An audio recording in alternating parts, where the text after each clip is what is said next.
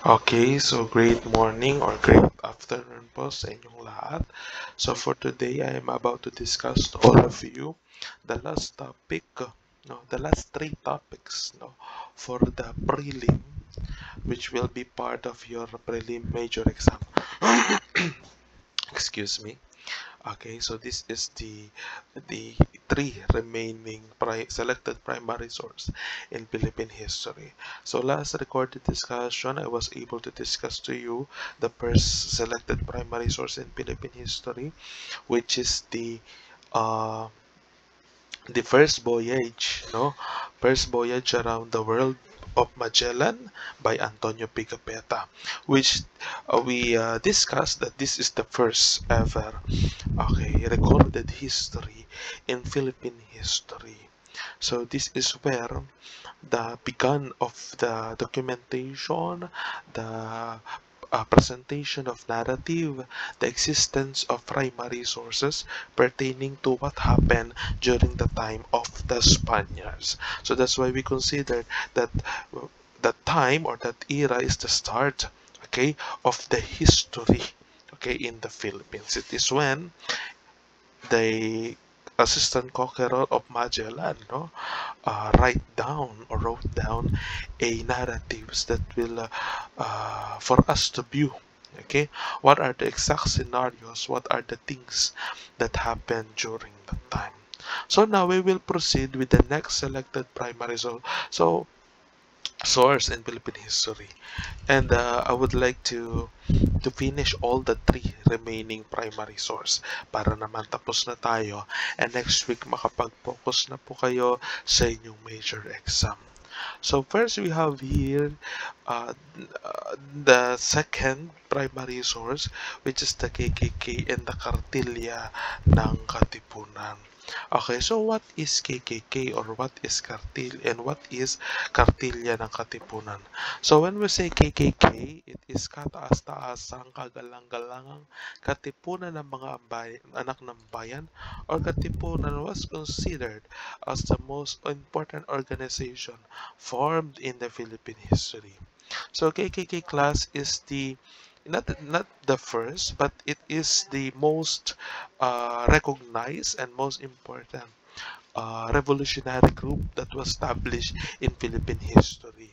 So when we say revolutionary group, it is a organization that the aim is to revolt against the colonizers, and the colonizers during the time was the Spaniards. So the aim or the goal of this revolutionary group is to revolt, mag-alsa, laban sa mga Espanyol. And what was the motivation of the prominent of the person who established KKK? So the person who established KKK is no other than the illiterate, the recognized illiterate, which is si Andres Bonifacio. Now, what was the motivation why Andres Bonifacio established this revolutionary group? So first, when Andres Bonifacio get inspired with the revolutionary novels of Rizal, the first two, the well-known revolutionary novels of Rizal, yung Noli et Elfili, when he was educated and when he was enlightened that we need to protect our freedom, our sovereignty, we need to protect the welfare of the nation. Okay, so that's why he was able to stand up. He is a person who stand up and took the challenge, took the risk to establish a revolutionary group that will revolt, against the Spaniards. So that's why he established KKK. Okay, the main goal is for him, he was enlightened, he was educated na kailangan pala nating mga Pilipino may pagtanggol yung ating kalayaan at karapatan dito sa ating bansa. So that's why he ended up, building or establishing this revolutionary group. So that's why, he established KKK. Now, what was the vision and mission of KKK? So, it is an organization and vision too, a united Filipino nation that would revolt against the Spaniards, and two, the total independence of the Philippines and Spain. So, a united Filipino nation that would revolt against Spaniards. So meaning every single Filipino is involved in this particular revolutionary group, since the goal is a united Filipino nation that would revolt against the Spaniard. Lahat ng mga Pilipino ay involved in this particular revolutionary group for the Filipinos to have a unified, no, revolution, no, unified revolution against the Spaniards, meaning magkaroon ang mga Pilipino ng desire, no, to their hearts, na magkaroon ng revolusyon or pag-aalsa, no, laban sa mga Espanyol.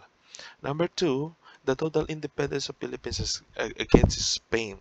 So they wanted the idea of revolting, pag-aalsa, laban sa mga Espanyol, because they wanted to gain back, to bring back all the privileges and the power, the authority that they have previously, no, pre-colonial Philippines.